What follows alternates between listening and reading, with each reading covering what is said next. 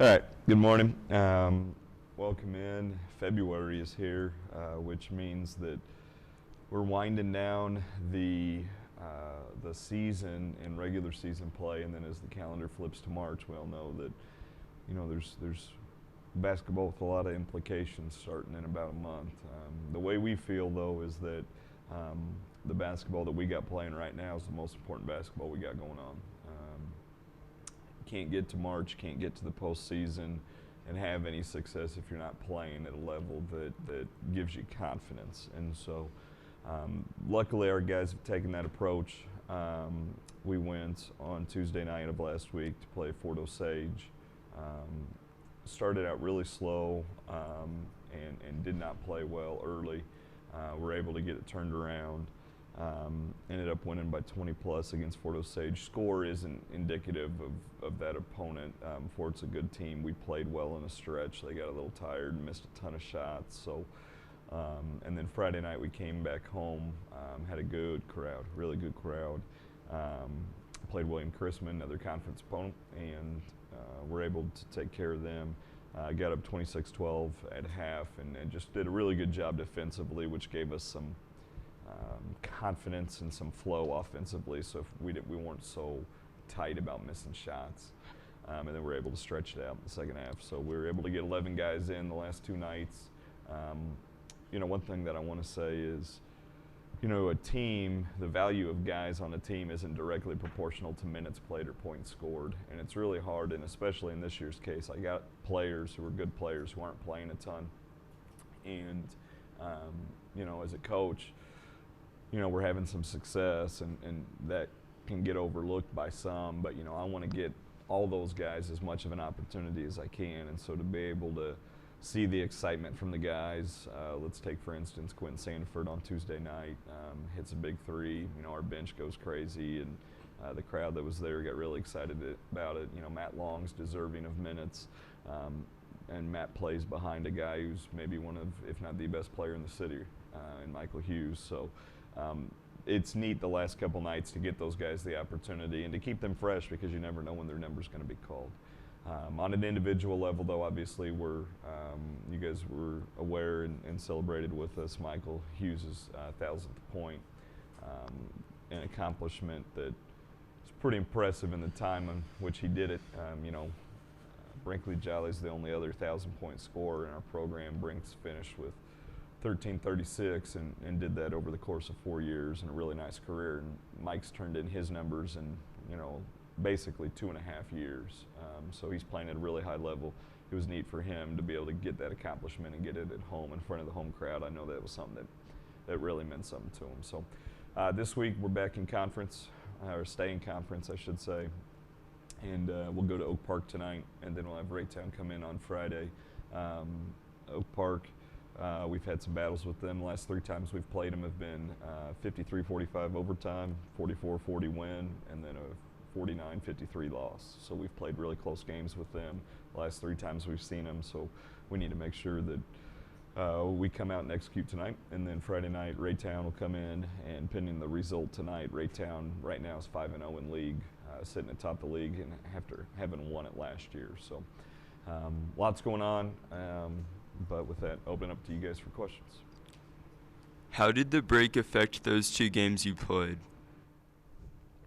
Well, if you were there for the first quarter of our Fort Osage game, we scored 5 points in the first quarter, and we looked like crud. We were bad. And then we regrouped a little bit, started the second quarter, got a little bit better, but weren't much better. I wasn't very happy with them because we were trying to just let the game come to us instead of force it to come to us. And part of that has to do with the break. The layoff, there's a difference between practice shape and game shape. There's a difference between practice repetitions and games. And it took us too long to adjust to it. And luckily, we were able to turn it around and get going, but I was afraid in a stretch that we were going to make it more difficult than we needed it to be, and we did early. But luckily, we're in a pretty good rhythm now from here on out, playing every Tuesday, Friday, or every couple days. My understanding is that you're 2-0 in conference. What has led to that record? Yeah, well, with the win Friday, I believe we're 3-0 in conference now. Yeah, 3-0 in conference. So, listen, we've had some really neat things here, but we've only had one conference title, and that's something that gets under our skin a little bit. We feel like we should be able to compete and win those things, and so to be 3-0 in league is important. But what it shows too is it shows that in conference teams have. We call them books, but they've got scouting reports on guys. We're 16 games in, so there's 16 films of us out there that people can have access to. And so adjustments need to get made. So at this point in the year when you're winning games, it says that, either you've got a good team, you're playing well, or a combination of both. So we'll take it one game at a time, but we're certainly happy about how we've started the league play. How much did you raise during Coaches versus Cancer, and how did you raise that? Yeah, well, we raised well over $1,000 for it, and I appreciate you asking about that. I was remiss to not talk about that earlier. But with the help of our sports marketing group, special thanks to Peyton Price, Jackson Wilhite, and their team at sports marketing, they were able to organize couple of events. Number one is Chick-fil-A. They arranged for them to come in and serve dinner. Proceeds from that, Chick-fil-A generously donated back. There were T-shirts that were sold. Proceeds from the T-shirts from that Show Me logos donated went. And then we just did a simple donation after a nice video about facts about cancer, and then how it impacts people. So we were able to raise well over $1,000. If you put that with our game in January against Kearney, when we went to Kearney and they did a similar thing that we joined with them in, we raised I think $1,800 or so there. You're looking at $3,000 over 2 events that we've been involved in. So it's neat to be able to say we're a part of helping that cause. What do you consider to be the greatest success of the team this year? One single success or greatest success? I think, I don't know, that's a really good question, because I don't think I've necessarily looked at it that way. So I don't know, you've got me stumped, because I can't say one specific thing. But one thing that I do think that sticks out to me about these guys isn't necessarily a tangible success that we can measure, is the way these guys have carried over and executed game plan, scouting report, detail type things in games. So we've played some guys this year who are good players, some teams who are good teams, and we've been able to take away some things that those guys do well. We've been able to show them tape about a team that has success. For instance, when we played Lincoln Prep, Lincoln really scored the ball, could really score the ball, and I think our guys were a little bit in awe of it. And then Coach James did a great job of taking the game before where they had scored all their points and broke down where their points came from, how they scored them, and showed that, if we take care of the ball, if we sprint back in defense, the points that they scored, we're going to be tough to score against us, and that's how it played out. So just the success, or one thing that I'm really proud of, is just the way they see the bigger picture, the way that they understand how those details matter and how that goes into having success on the floor. What have you done to have your team go 2-0 in conference? I don't know. Probably stay out of their way, not screw them up. We got a good group. We got a group that's experienced, and so give them the details. Let them figure it out. Let them play. Try not to overcoach them.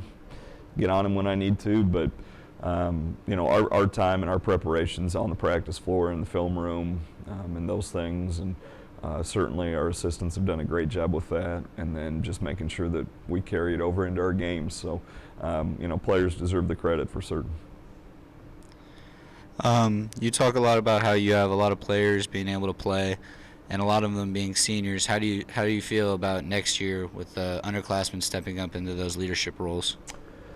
Well, you've got like these two I don't know, paths or two trains of thought when you're going on, and 95% of my time, 98% of my time is spent with one of them, which is this year's team, this year's potential, this year's success, this year, that's what I spend. But you've always got a folder, you've always got notes, you've always got stuff in the back of your mind about, well, what happens next year. So yeah, I do think that we're mindful of that. We've tried to get some younger guys some time when the opportunity arises in games, practices, individual development, player plans, all those things. So yeah, next year will certainly, there'll be some guys that'll have to step up. But one thing about players is you never want to underestimate them. And so I'm not going to put a limit on the guys that we've got next year. But the other thing, Ben, is when that time comes, our expectations aren't going to change. So the names will be different, but our expectations are going to be the same. And so guys will come to those and meet those, and we'll run from there. But we got a group this year that we're trying to bottle up and make a good run with. Okay. What kind of effect do you think North Nation has on the guys throughout a game?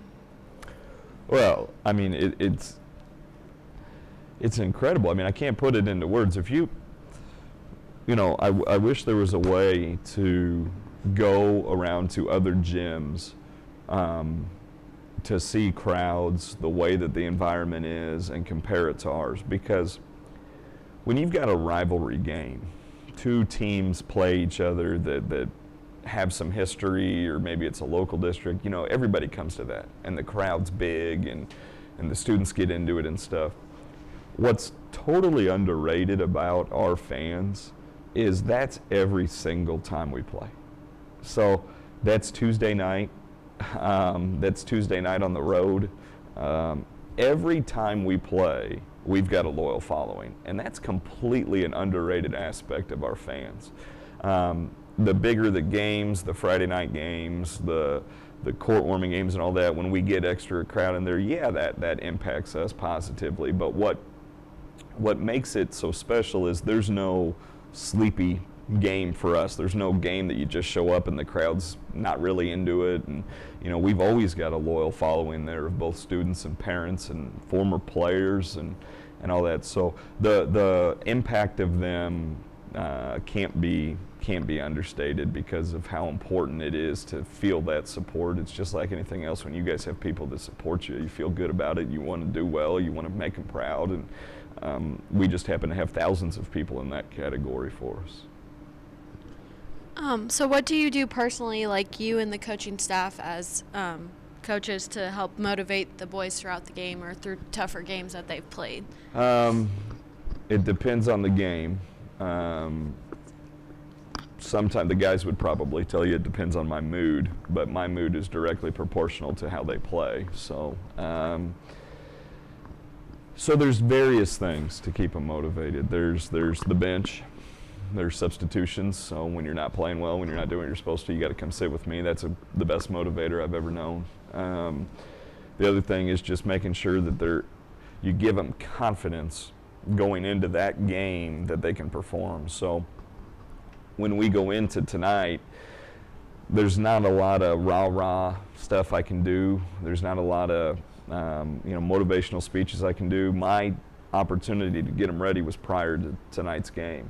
Then once the game gets going, what I can do to keep motivated is make sure that I'm making the right adjustments, I'm getting the right matchups, I'm making the right substitutions, I'm getting the right lineup combinations on the floor, we're calling the right plays, we're calling the right counters, all those things. But the work that goes on behind the scenes has to do with preparation and confidence more so than anything. With that, I'll wrap it up. Appreciate everybody coming in. Couple big games this week, and then the next 3 Friday nights we're home, so we'll get to check in and chat before then. But the question about the crowd, I think, is something that we don't take it for granted. It's so neat, this opportunity to talk to you guys, the opportunity that are to broadcast and stream the games that you guys have, the opportunity for a sports marketing program, just the countless people that have a hand in making our program successful and having us have success and be a part of it. It's really neat. So we're appreciative of it. We're looking forward to seeing everybody over at Oak Park tonight, and then certainly see you back Friday night against a really good Raytown team. So we'll see you then.